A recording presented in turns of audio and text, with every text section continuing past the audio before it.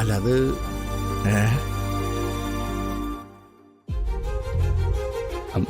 ഇല്ല സാറേ, കവിത എഴുത്ത് വളരെ സീരിയസ് ആയിട്ട് എടുത്തിട്ടുള്ള ഒരാളല്ല ഞാൻ. എൻ്റെ ഒരു കവിത മാത്രമാണ് ഇതുവരെ പ്രസിദ്ധീകരിക്കപ്പെട്ടിട്ടുള്ളത്. പിന്നെ ഞാൻ ഇടയ്ക്കിടയ്ക്ക് ചിലതൊക്കെ കുത്തിക്കുറിക്കാറുണ്ട്. അതൊക്കെ എനിക്കറിയാം. കത്ത് വളരെ വിശാലമായിരുന്നു. അതില് ഡീറ്റെയിൽസ് ഒക്കെ ഉണ്ട്.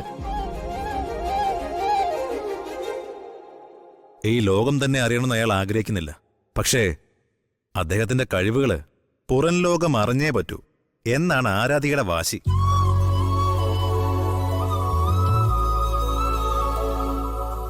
ഞാൻ ഹരിയുടെ കവിതകളെല്ലാം നന്നായിട്ട് വായിച്ചു.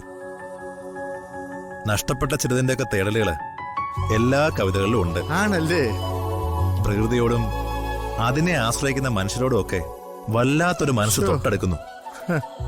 പക്ഷേ ആരാധിക അങ്ങനെ ഒരു സാഹസം കാണിച്ചുകൊണ്ട് എനിക്കതിന് പറ്റില്ലല്ലോ. കവിയുടെ അനുമതിയില്ലാതെ അതെനിക്കെങ്ങനെ പ്രസിദ്ധീകരിക്കാൻ പറ്റും? അതാരാണ് അങ്ങനെ ഒരു ആരാധിക? ഇനിയിപ്പോ സുജാതയായിരിക്കോ? അല്ല അല്ലേ? അമ്മവൻ, ഞാൻ എഴുതിയ കവിതകൾ മുഴുവൻ വായിച്ചിട്ടുള്ളത് ഒരേ ഒരാളാണ്. എന്റെ സുഹൃത്ത് നിത്യ.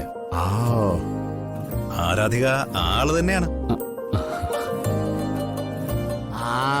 അങ്ങനെ പറ.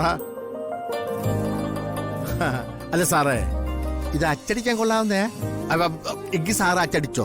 ഏതാ? പിന്നല്ലാതെ. എന്തു പറയുന്നു ഹരി? വായനയിലേക്കൊക്കെ ആളുകൾ തിരിച്ചു വന്നുകൊണ്ടിരിക്കുന്ന സമയമാണ്. എന്റേത് ഒരു ചെറിയ സ്ഥാപനമാണ്. പക്ഷേ എത്തിക്കാൻ സാധിക്കുന്നിടത്തെല്ലാം ഞാനത് എത്തിക്കും. അതാണ് എന്റെ വാക്ക്. ഹരി ഓക്കെ ആണെങ്കില് ഹരിയുടെ ആരാധികയുടെ ആവശ്യം നമുക്ക് സാധിച്ചാലോ?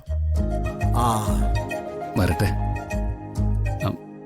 എനിക്കൊരാളോട് ചോദിക്കാനുണ്ട്. എന്നോടാണ്? എനിക്ക് ഓക്കെയാണ്. അമ്മാവനോടല്ല. അല്ലേ? പിന്നെ